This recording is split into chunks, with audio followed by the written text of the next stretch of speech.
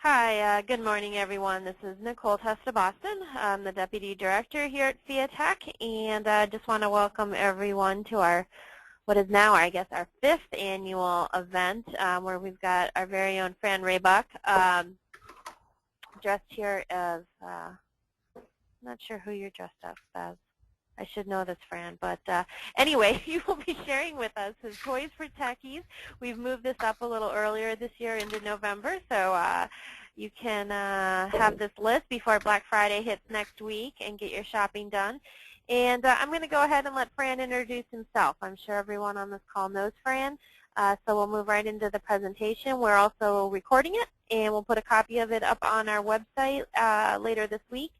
And if you do have any questions or whatnot, you can just use your questions tab on your toolbar there, type those in, and those will go directly to me. And as time permits, I'll forward those to Fran, and he can respond to them during the webinar. So thanks again. Thank you, Fran, and let's get started. Great. Well, happy holidays to everyone. It's hard to believe that this started 5 years ago and has now become the 5th annual event.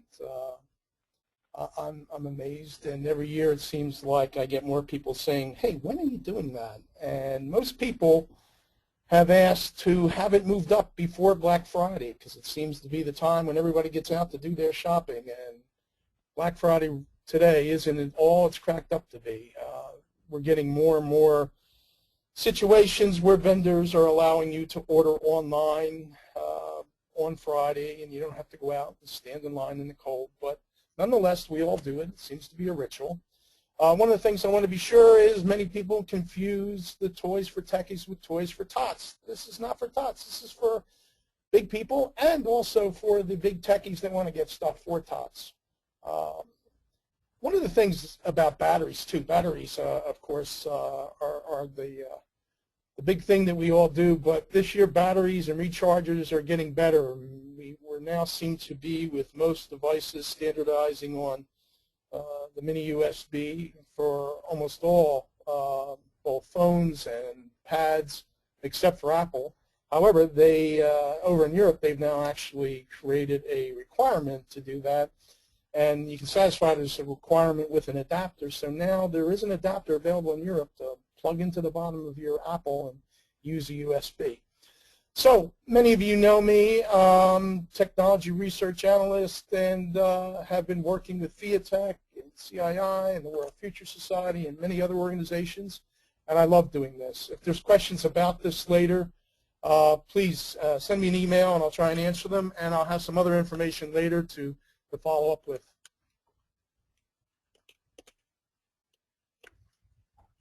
Just trying to advance here.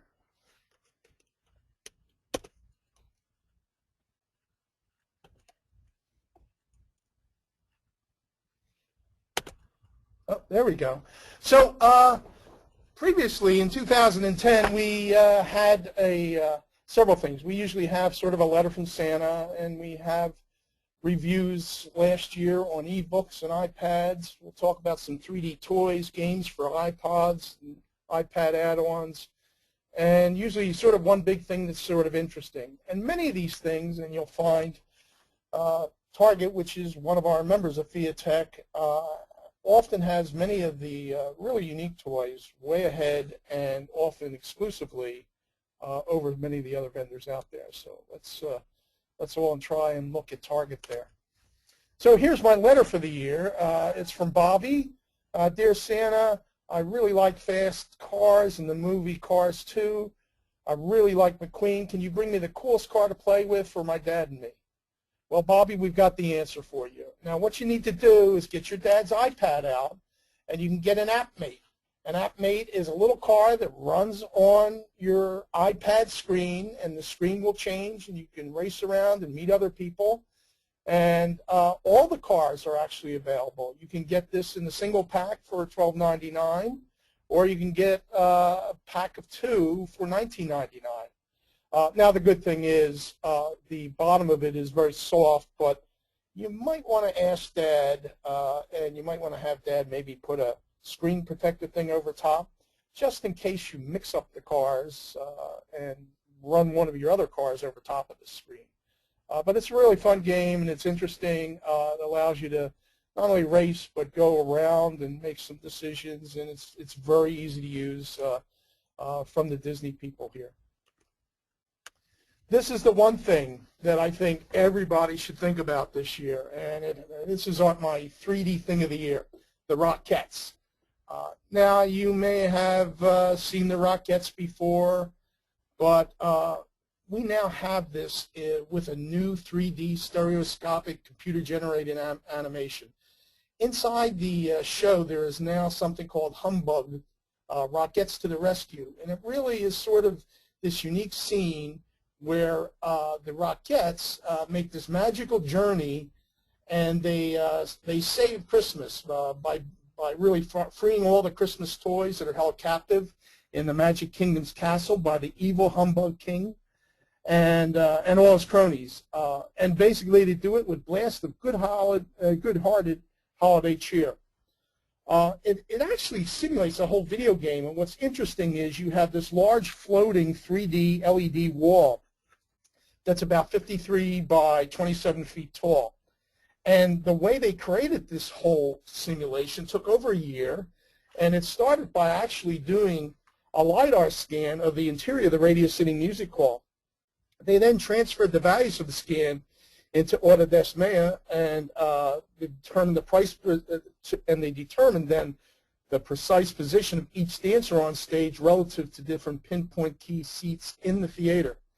So without, wherever you sit in the theater, you'll see this 3D stereo effect. It's really a fascinating task, and this 3D live Humbug presentation is something that, if you can get the chance to go to New York to see it, is my #1 thing to look at this year. Here's some construction site fun. This product actually is a remote-controlled construction site with boulders and lifts and a whole bunch of sort of challenges that you can do. Some cranes there. And you can see here this little tyke's having a great time. So again, get them on site early and young, and they're on their way to a successful construction career. Last year, you might have remembered I talked about Square. Square is now actually available at Best Buy, and I think you can still get it for free. And it allowed almost anybody to become a merchant and take credit cards. I think right around the corner we're going to see some new things. One will be NFC type of devices that will allow not just commerce, but also will have many other applications. But even replacing the scanning of the barcode, I've seen, and it's just emerging now, a company that has come up with a way to use the photo capability of any smartphone to simply take a picture of the credit card and then add the security code from the back. So no longer do you have to swipe the magnetic stripe. In fact, somebody might say, well, what if I make a copy of it, or things like that. To give you an idea of the type of intelligence that went into this, the person who created this company, actually his first 7 people that he hired were visual imaging specialists. So they have guarded against creating copies, and they have unique ways and methods to determine real cards versus fake cards. And I'll have the link to this later, but just sort of an interesting trend here. We're right on the cusp of really breaking loose from banking systems that previously sort of had a handheld lock on this, and it was very hard to get into any business, but it's changing. Commerce is changing very quickly. iPads are big, and for the kids, the Leappad is probably one of the top items. Now, unless you have an AppMate and you want to run on your iPad, this is the type of thing to get for the toddlers. It has some cartridges. Leappad has always created some great educational toys, and this is one of the things that I recommend for the kids. Of course, this year the big thing is the Kindle Fire. And many people are asking me, well, what should I get? Should I get an Apple iPad 2 or the Amazon Fire? And no pun intended, but the Amazon Fire truly is hot and on fire this year. Some of it is the price. I think that next year Apple will need to come out and probably will release a smaller version of an iPad at the 200 to 300 price point, maybe with 8 gigabytes of memory, and maybe remove a few features like the camera and all to compete with the Kindle. Amazon's going to be a real formidable competitor, I think, as it moves on. In fact, if you're interested in getting this, remember this Kindle Fire is actually sort of a customized Android device, and you can surf the web, you can download movies, you can download Google Apps, play games, and of course it is an ebook reader. So something to consider there. I think it's a great device and will have a lot of value. Some other things for the iPad and is a company called Discovery Bay, and they make several games. One is a throwback to the past, the old Atari games, and you basically place your iPad in this stand, and it allows you to play many of the previous Atari game classics that I grew up with, at least. Two other games they create are sort of a team game where people buzz in, almost like a Jeopardy style. Questions come on the board, and they use the little different colored handhelds there, and then they get to answer the question, and they get so many points if it's right. So it's a great way to sort of share an iPad between a group of people and have some fun. Another one that Discovery Bay makes is this product called Plink, Duo Plink. And the Plink is a simple game. Everybody gets a bunch of chips. The iPad will come up with two choices. An individual makes a choice, and then everybody sort of bets on what that individual picked of the two choices. If you're right, your chips will drop into the Plink there, and you'll score points. If you're wrong, your chips will not drop, and you'll be losing ground. So the idea is to really bet correctly on what people are picking in this game. The prices of these, the Atari Arcade is about $60. The Duo Pop, I think, is about $40, and the Duo Plink is about $30. This is one of the real hidden, I think, gems that you may or may not hear a lot of, but it's called Skylanders, and it's based on one of the fantasy games.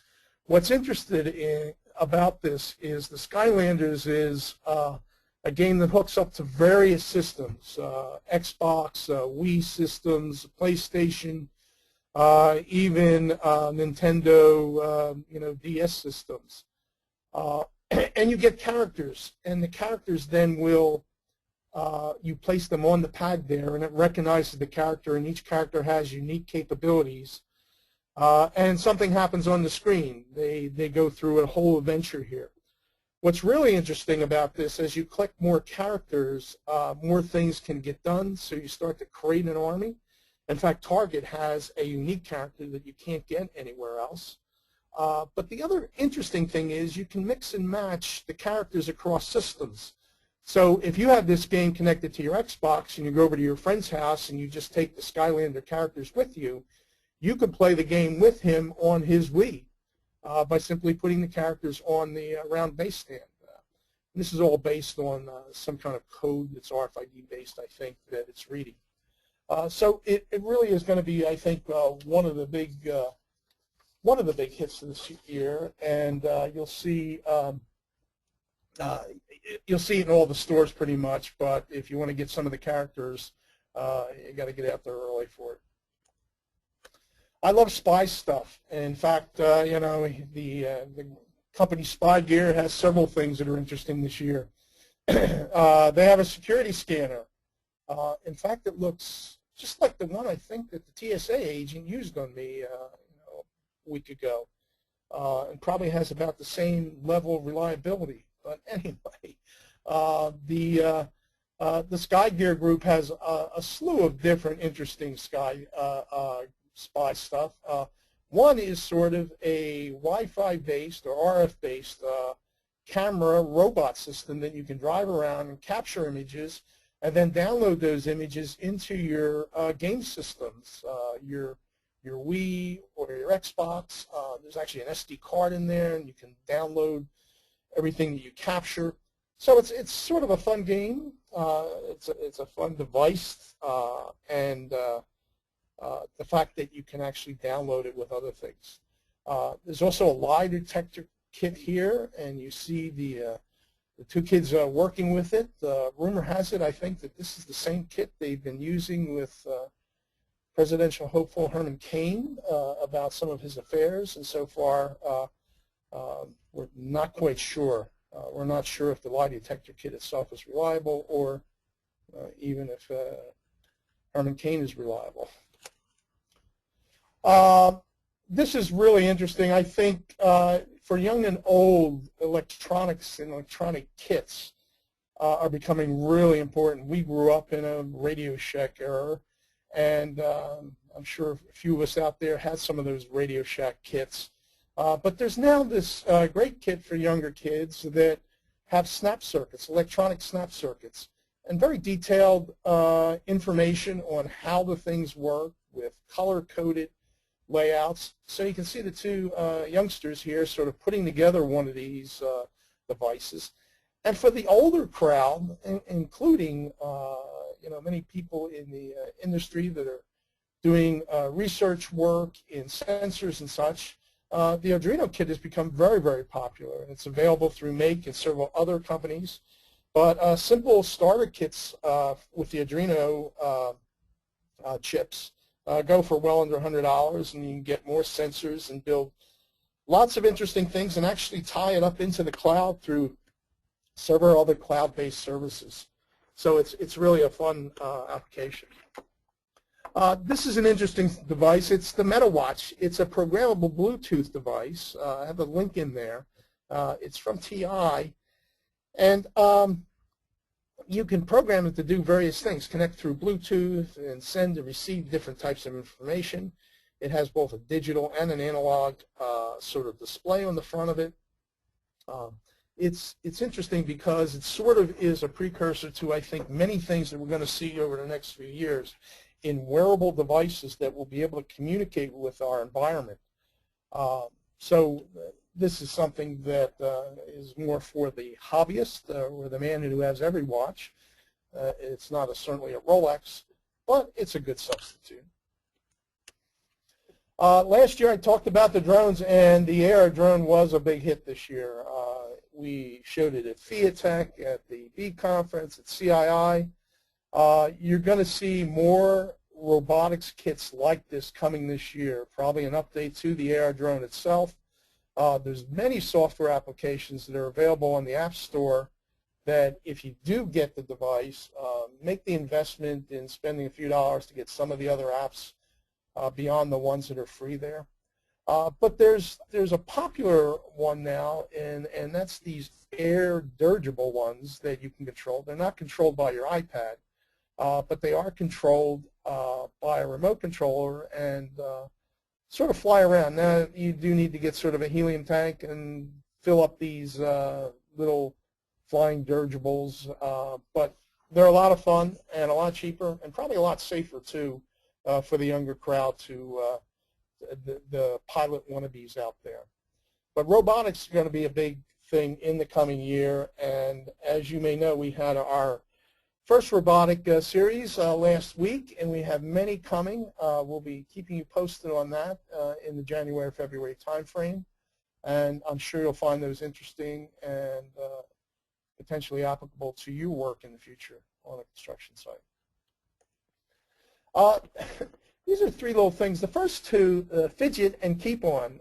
Keep On is the simpler device that basically, if you play some music for it, it dances and moves around, and it's it's just sort of a humorous type device. Fidget is a little bit more sophisticated. Both of them are around $30, and you can actually talk to it. You can get multiple fidgets that talk to each other and interact together.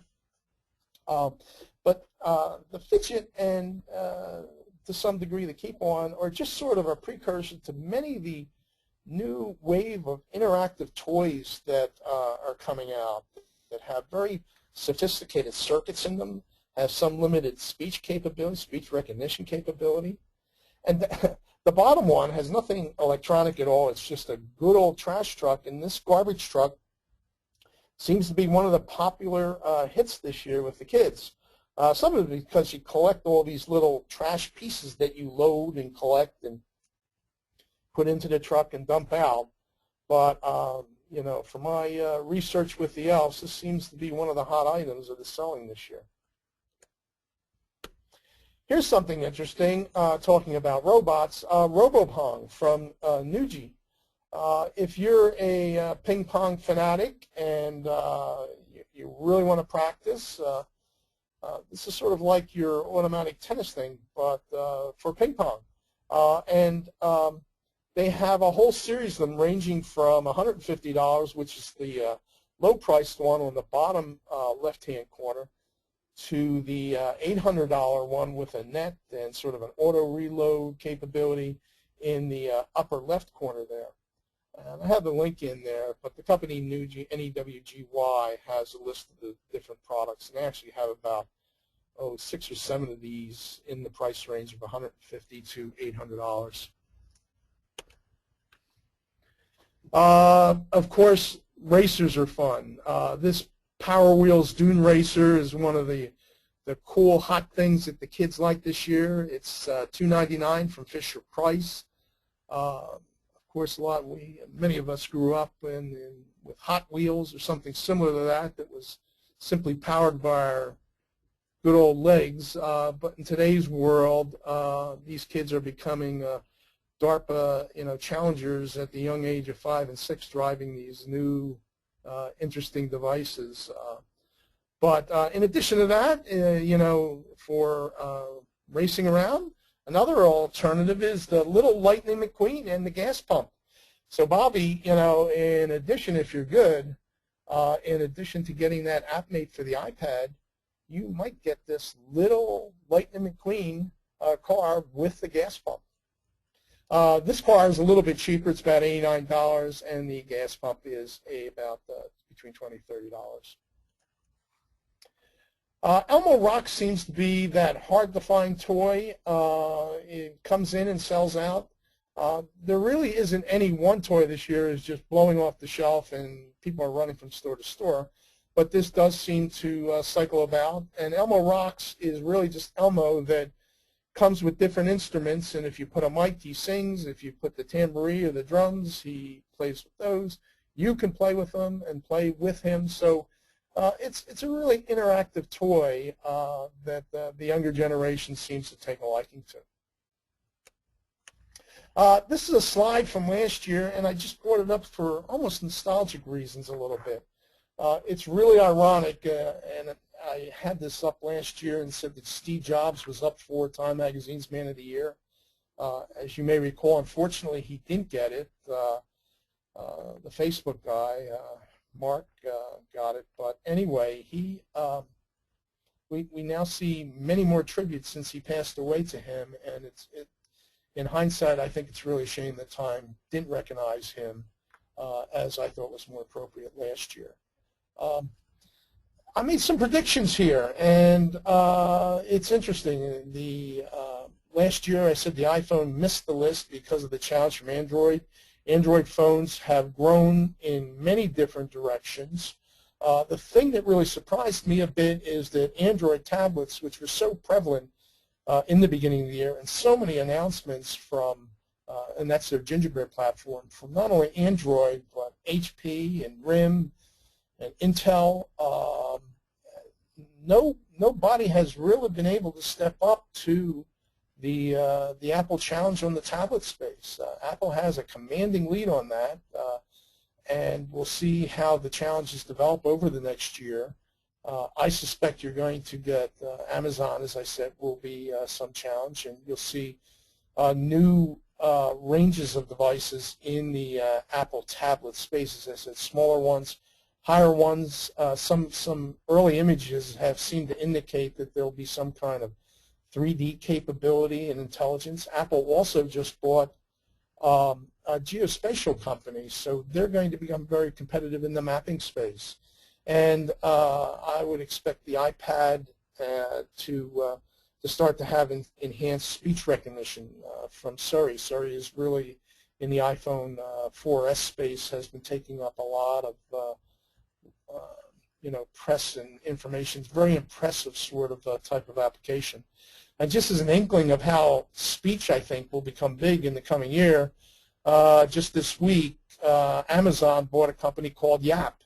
And I actually know the founder of Yap, and it is a speech rec engine. So I would expect to see that some of the Kindle/Android devices would start to have speech rec built into them. Really disappointed that HP dropped their web tablet. It was actually a very good tablet. I actually got one when it was on sale. And hopefully many of these vendors learned a simple lesson that when these devices are priced at the right point, they do literally fly off the shelf. When they had fire sales of the HP tablets, you couldn't get them anywhere. So I think the challenge is in the coming year to find the right tablets that are in the probably $300 sweet spot. And I think coming forward, you'll see in 2012 some challenges to the tablet space begin to develop. I must also admit I was really surprised. Jobs was right. It's a shame he didn't get to see that, but with Adobe dropping, mobile flash, it sort of justifies his positioning that many people were talking about, and it'll be interesting to see how that develops over the next year, and I think there'll start to be heavy movement towards the use of HTML5 for development and cross-platform applications. This was also a prediction from last year, and the Kinect is still a hot ticket, although not quite as hot as last year because I think most people have them, but it continues to sell. What's interesting is the Kinect has a PC interface, and on one of the upcoming conferences we're going to have Microsoft talk about robotics, and they actually have taken a Kinect and put it on top of a robotics roving platform and created almost like a moving laser scanning device. I think moving forward, as you can see, the Kinect raised the bar in various other, in voice. They acquired Tell Me. But in 2012, it's not just going to be about touch. It's going to be also about gestures. And speech will, again, be very big in 2012, as will things beyond touch. Multiple types of gestures and movements will expand across many devices.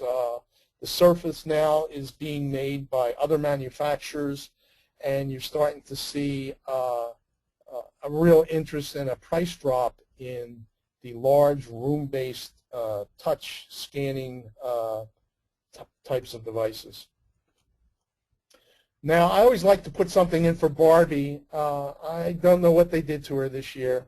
They've created this new hip Barbie with tattoos.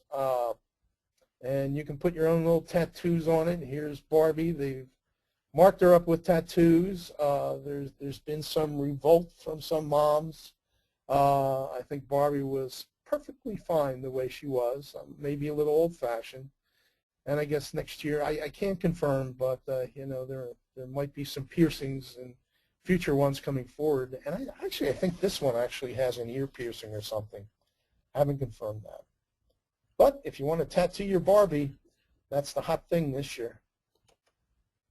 Obamacare may be out, but what I call iCare is in. Last year I talked about Fitbit, and there are many other sort of competitive devices that are now very health-focused. Some of them will connect with your phone or your iPad or iPod.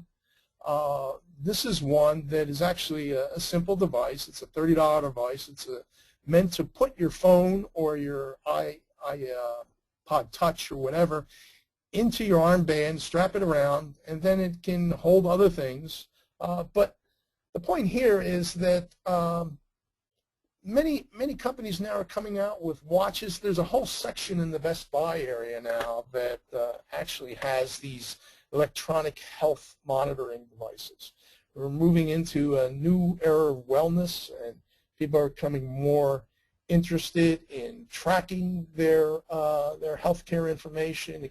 Many of these devices can take pulses, record them over a long time, record diets, and I expect that as the growth of the baby boomer generation continues to age, we're all becoming more conscious and start to track and record many of the things related. And it's really a good trend, because as we age and as we start to reach retirement, it's going to put a large strain on the healthcare system that's going to require home health care and many advanced types of electronic health monitoring that will have to take place in the home for the healthcare system to survive.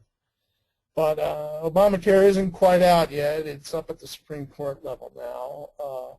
But one thing that isn't going to go away is the continued trend towards electronic devices, and many of these are under $100 to help track things related to your health. There's so many different things related to the apps, and probably the one app that we talked about last year that is the killer app was the Angry Birds. But sort of a lesson in marketing from Angry Birds, they became very successful with this product, and rather than create other products like Angry Dogs or Angry whatever or any kind of other apps, they continued to use these characters, and the characters themselves have become a phenomenon. You can now buy all kinds of merchandise related to the Angry Birds application.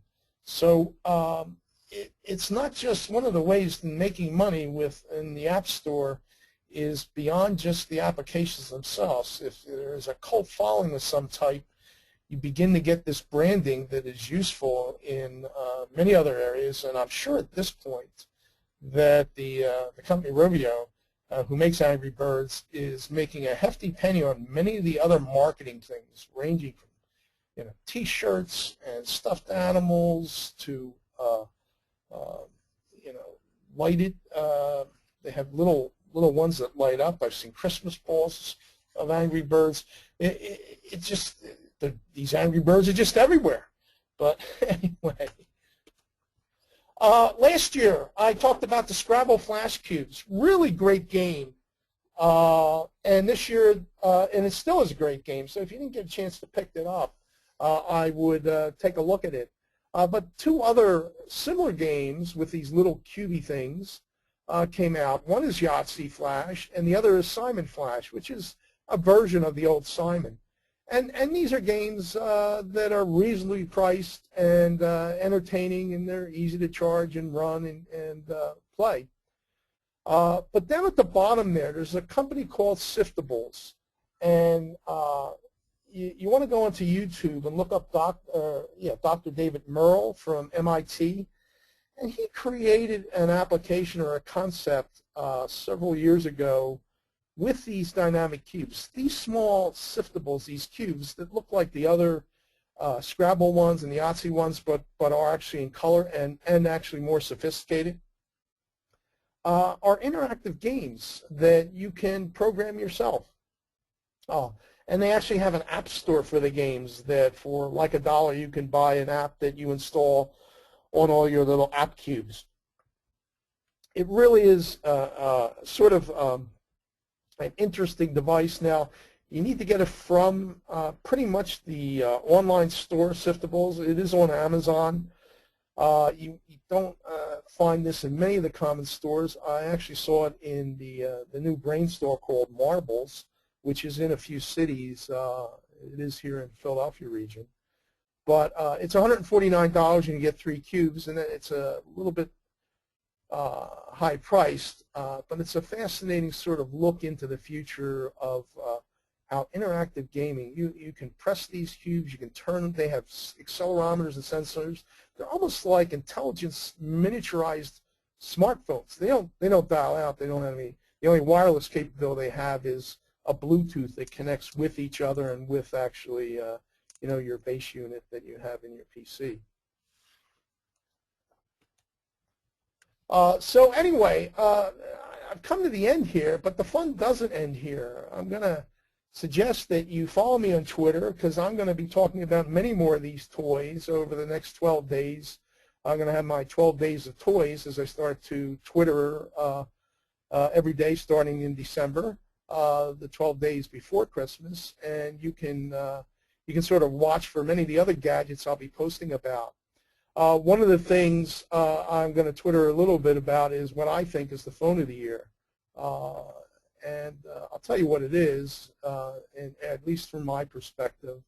It's the LG Thrill. It is a 3D phone. It actually has a camera to take 3D, and you can upload it to YouTube. There's a separate 3D channel on YouTube. It's really an amazing device, just because, not just because of the 3D capability, but also it's one of the first that has the dual core chips from NVIDIA, and it has dual channel. And believe it or not, just as we turn the corner in 2012, we're going to start to see quad band chips. So phones, and especially Android phones, are going to have a tremendous amount of power next year as we start to release the quad band chips from NVIDIA. So much power that I think, initially we'll be trying to figure out how we can use it effectively, but you'll see new things coming out very much from with the quad band phones.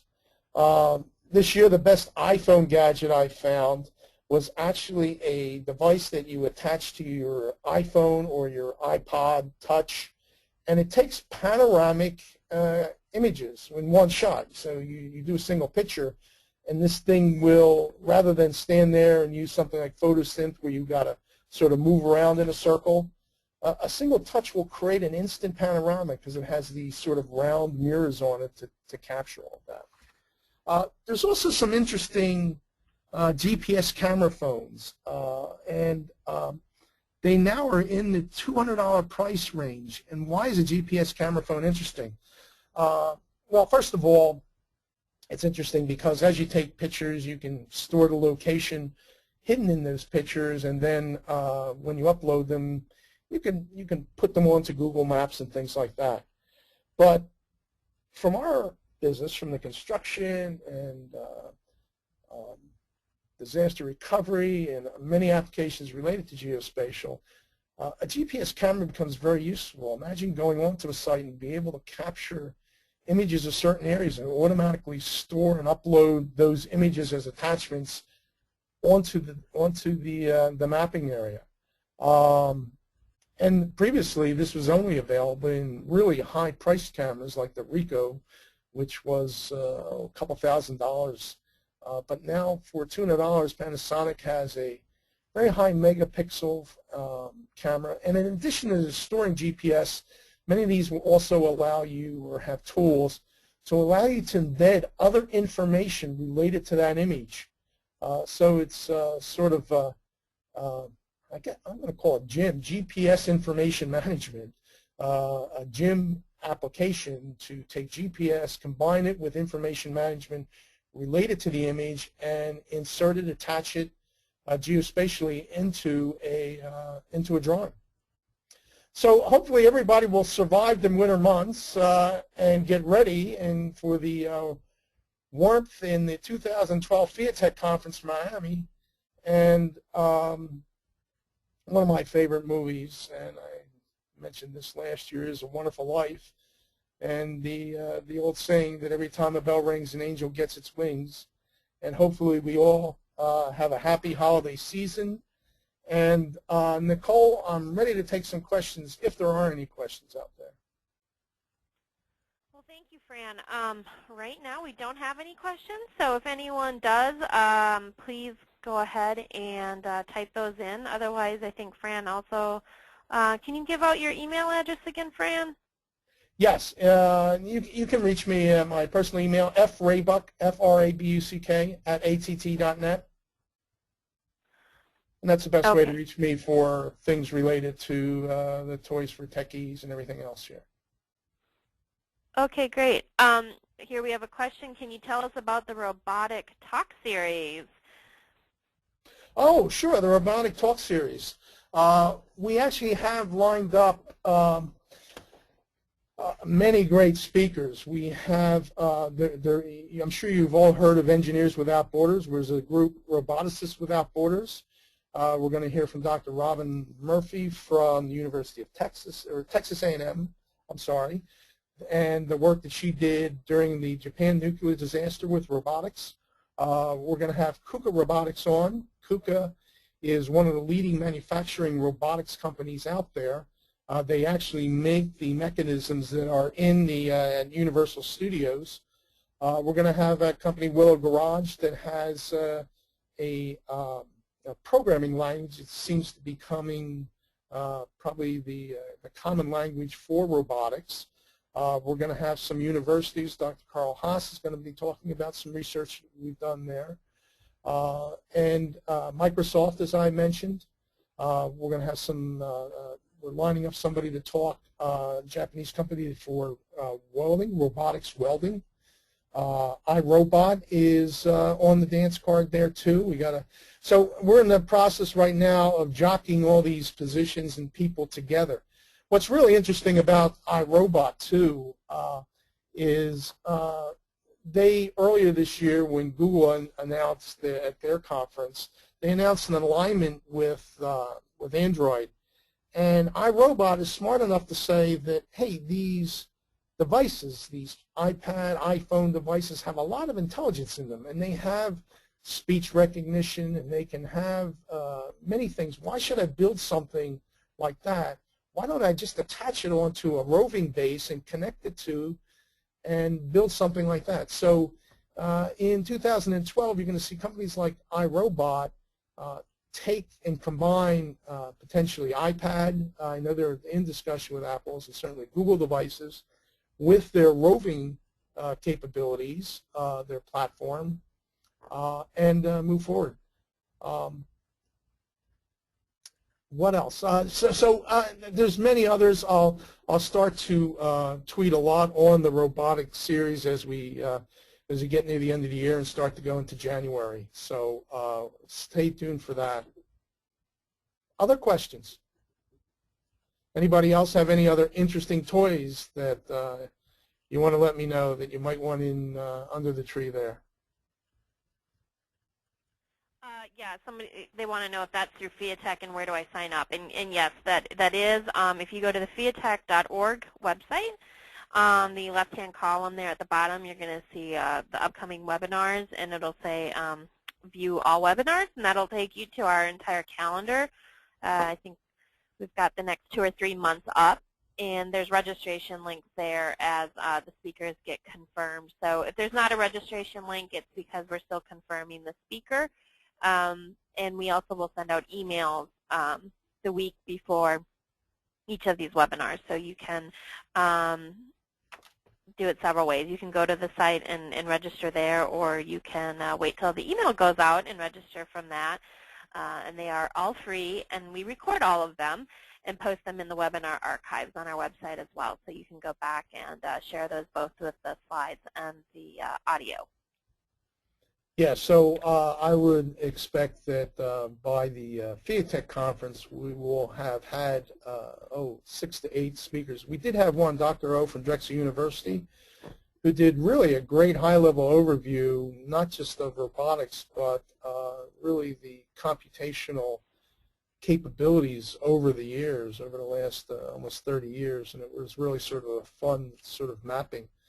One of the most interesting things I found in his discussion, Drexel has a 5-year co-op program, and the things that freshmen are coming in and the skill levels of freshmen coming in versus the seniors that are graduating, he defines as a wide gap. So if within one within one, not graduating class, but within one class level if there's that much of a difference, imagine how fast the field is moving every year now in not just robotics, but also overall in computing and technology. And I would expect that to continue to accelerate. We're all going to become lifelong learners. It was interesting too, Franny. It said that the choice for the younger generation from freshmen in college and under is YouTube. So yes, older folks are using Google and Yahoo and whatnot to do their searches, but this information is found through the video streams on YouTube for freshmen in college and under. Yeah, so it really is interesting. YouTube, I think, was the #2 search engine, and it might have moved up or down a bit, but it certainly will continue. In fact, Google's making a lot of changes with YouTube. Oftentimes, I think one of the things you need to think about, and this is maybe a little further off, but not that far. I didn't talk much about TVs, and I'm still not a proponent for 3D TVs with glasses. I think the technology will change. I think what a bigger trend with TVs is really look for the embedded internet capability, and almost all the smart TVs have that. Last year I talked about the Roku box, and actually with Apple acquiring Motorola, Motorola has a deep embedded slew of technology with cable companies for smart boxes. So that will be leveraged, and we'll start to see 3 platforms that in the future everybody will be developing for: the PC/desktop, the mobile platform, and the third platform is really the TV. The TV will become an interactive medium that we will do work with. Okay, well, on that note, I want to thank Fran very much for doing this for our 5th year, and making it a bit of an institution here at Fiatech, where we can at least spend 1 hour during our tech webinars on some fun toys. And like I said, we will be recording this, posting it on our website in the next few days.